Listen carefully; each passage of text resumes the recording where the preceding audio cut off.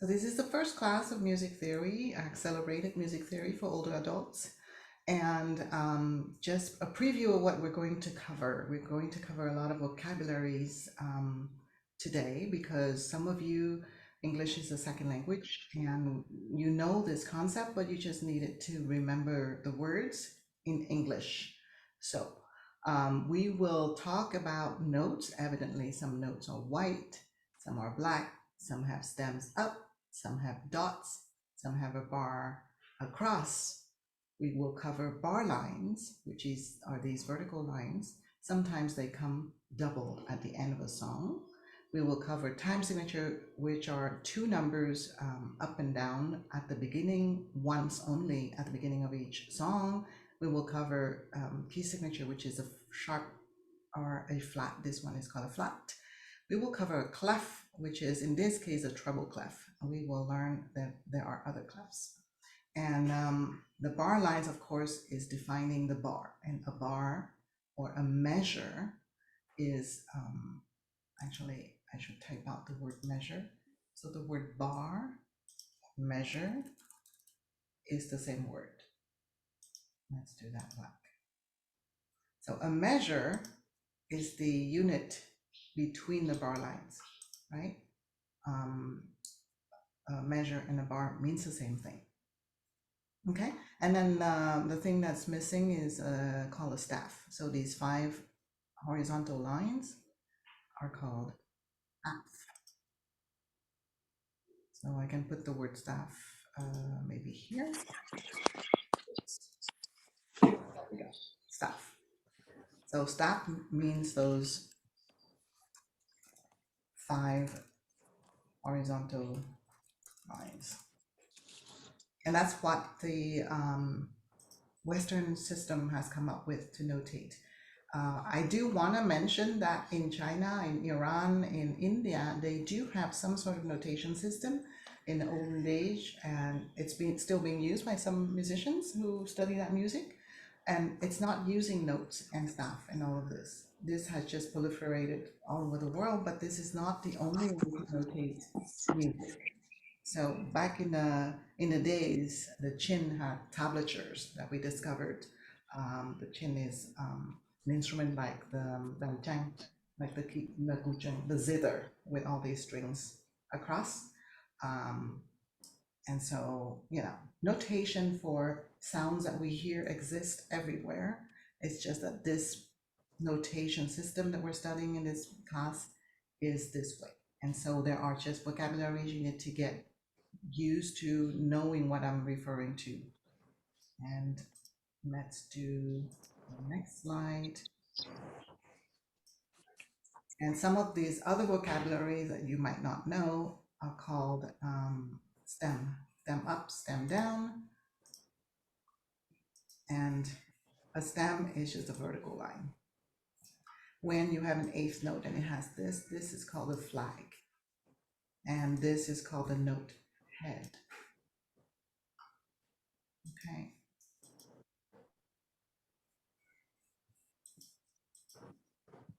And that basically notes in the Western world, we name them A, B, C, D, E, F, G. When I say the Western world, I meant America. I think that there are other countries that uses the DOE system, which we will talk about later on. Now notice though how I put the A and the B and the C and the D and the E and the F. Notice that between A and B, there's more distance. And then C is just the next door, right? So between certain letters, there's more distance.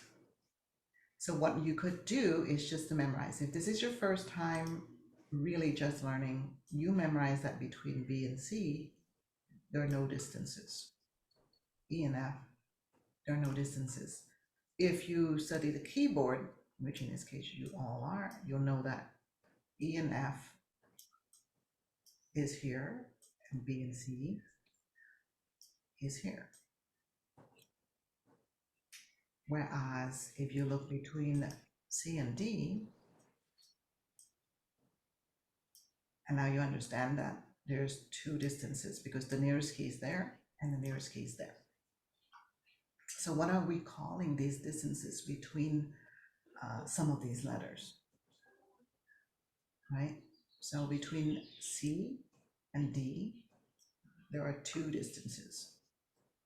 Between D and E, there are two distances because this is E next door. And if you go D to the nearest key, you'll be here. And if you go further, you'll be here. So what are all these distances about? In America, we call them half step. In England, they call them semitone. Some universities, some colleges still use the word semitone. So if you see the word half step or the word semitone, it means the same thing. It's the smallest distance, the nearest, the smallest distance between two pitches. What are pitches? Pitches mean high or low sound. This is a high pitch, this is a low pitch. Now, what does that mean? It means the Western world has eventually, in the beginning of the 18th century, determined that a sound that is about this frequency, which is 440 hertz or so, right? You double that frequency, 880, and you get the other pitch on top, which we name the same thing. So I linked in the PowerPoint, which you will get to watch, about the equal temperament and how that came about in Bach's time. It's an animation, so I kind of like that. But it's basically that we took this pitch, which are the double frequency, and we say we're going to name this the same thing as that one. And that's why we ended up with just A, B, C, D, E, F, G. There is a lot more to be said about that, but basically, then we divided the whole sequence of those pitches into 12 equal. Why 12? Well, if you look at C and C up here, double the frequency, and you really go to the nearest key. So you got 1, 2, 3, 4, 5, 6, 7, 8, 9, 10, 11, 12. See, we have actually 12 pitches. Now it just happens that the piano has them like this, with some black keys, with some white keys. But if you were just taking a guitar, right, then you could see all of these frets. These lines are already dividing it to that semitone or half step, as we call them. So let's say I take A, and then if you look on the keyboard, since most of you have keyboard, and I press the first note, I just went up by one half step. That's A sharp. B. Oh, B and C. Remember in that chart, B and C is right next to each other. And if you look on your keyboard, B and C are right next to each other. So if this is B, then the next one is called C. But then the next one, C and D, there are two distances. So C sharp, D, D sharp, E, and then E to F is just the next one. Because between E, F is like this. On the piano, on the keyboard, no black keys between E and F. And then F sharp, G, G sharp, A sharp, B, C. Right. Now you could see that the frets are getting smaller and smaller and smaller. But that has a lot of math, and I don't want to get into that. You just know that the equivalent of what we move to the nearest key on the keyboard can be found on the guitar, any string instrument with the frets. Violins, cello, they don't have frets. So you don't have a distance, you have to use your ears to kind of find those pitches, right? So those instruments are harder because you have to find your ear to find a half step or semitone and play in tune. When we say in tune, it means that it fits this equal temperament.